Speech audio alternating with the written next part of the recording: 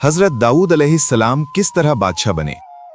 जब तालूत बनी इसराइल के बादशाह बन गए तो आपने बनी इसराइल को जिहाद के लिए तैयार किया और एक काफिर बादशाह जालूत से जंग करने के लिए अपनी फौज को लेकर मैदान जंग में निकले।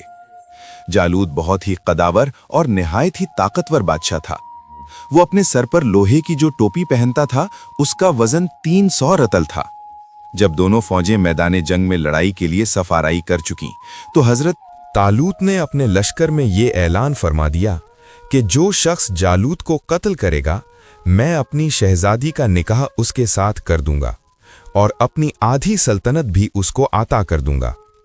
ये फरमाने शाही सुनकर हजरत दाऊद अलैहिस्सलाम आगे बढ़े, जो अभी बहुत ही कम सिन थे और बीमारी से चेहरा जर्द हो रहा था और गुर्बत व मुफलिसी का ये आलम था कि बकरियां चराकर उसकी उजरत से गुजर बसर करते थे।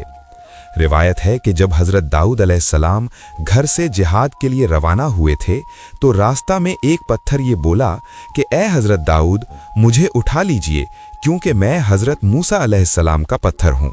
फिर दूसरे पत्थर ने आपको पुकारा कि ए हजरत दाऊद अलैहिस्सलाम, मुझे उठा लीजिए क्योंकि मैं हजरत हारून अलैहिस्सलाम का पत्थर हूँ।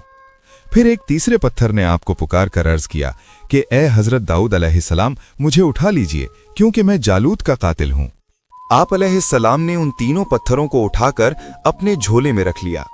जब जंग शुरू हुई तो हजरत दाऊद अलैहिस्सलाम अपनी गोफन लेकर सफों से आगे बढ़े और जब जालूत पर आपकी नजर पड़ी तो आपने उन तीनों पत्थरों को अपनी गोफन में रखकर और बिस्मिल्लाह पढ़कर गोफन से तीनों पत्थरों को जालूत के ऊपर फेंका और ये तीनों पत्थर जाकर जालूत की नाक और खोपड़ी पर लगे और उसके भेजे को पाश पाश करके सर के पीछे से निकलकर 3 जालूतियों को लगे और सब के सब मकतूल होकर गिर पड़े।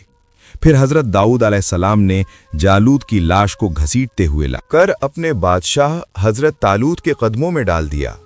इस पर हजरत तालूत और बनी इसराइल को बेहद खुशी हुई।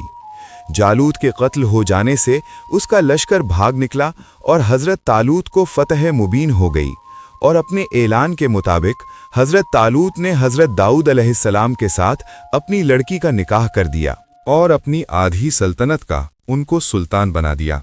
फिर पूरे 40 बरस के बाद जब हजरत तालूत बादशाह का इंतकाल हो गया तो हजरत दाऊद अलैहिस्सलाम पूरी सल्तनत के बादशाह बन गए और जब हजरत शमूवील अलैहिस्सलाम की वफात हो गई तो अल्लाह ताला ने हजरत दाऊद अलैहिस्सलाम को सल्तनत के साथ नबूवत से भी सरफराज फरमा दिया। आपसे पहले सल्तनत और नबूवत दोनों एजाज एक साथ किसी को भी नहीं मिला था। आप पहले शख्स हैं कि इन दोनों ओहदों पर फाइज होकर 70 बरस तक सल्तनत और नबूवत दोनों के मनसबों के फराइज पूरे करते रहे और फिर आपके बाद आपके फर्जंद हजरत सुलेमान अलैहिस्सलाम को भी अल्लाह ताला ने सल्तनत और नबूवत दोनों मर्तबों से सरफराज फरमाया। इस वाक़े का इजमाली बयान कुरान मजीद की सूरह बकरा में इस तरह है कि और कत्ल किया दाऊद ने जालूत को और अल्लाह ने उसे सल्तनत और हिकमत अता फरमाई और उसे जो चाहा सिखाया। हजरत दाऊद अलैहिस्सलाम का जरिया माश। हजरत दाऊद अलैहिस्सलाम ने बावजूद ये कि एक अजीम सल्तनत के बादशाह थे मगर सारी उम्र वो अपने हाथ की दस्तकारी की कमाई से अपने खुर्दोनोश का सामान करते रहे।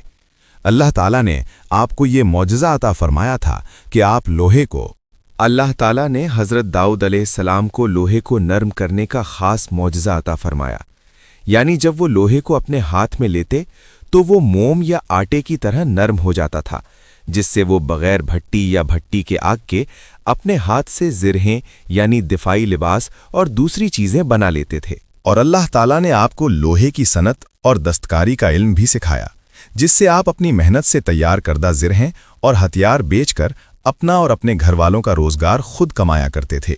ये भी बयान हुआ है कि हजरत दाऊद अलैहिस्सलाम लोहे की कड़ियां खुद हाथ से बना लेते थे और पहली मर्तबा इसी ज़माने में जंग में इस्तेमाल होने वाली आयरन ज़िरहें बनने लगी थीं जो दुश्मन के वार से बचाती थीं। इसके अलावा कुरान में और भी इनके फ़ज़ाइल बयान हुए हैं।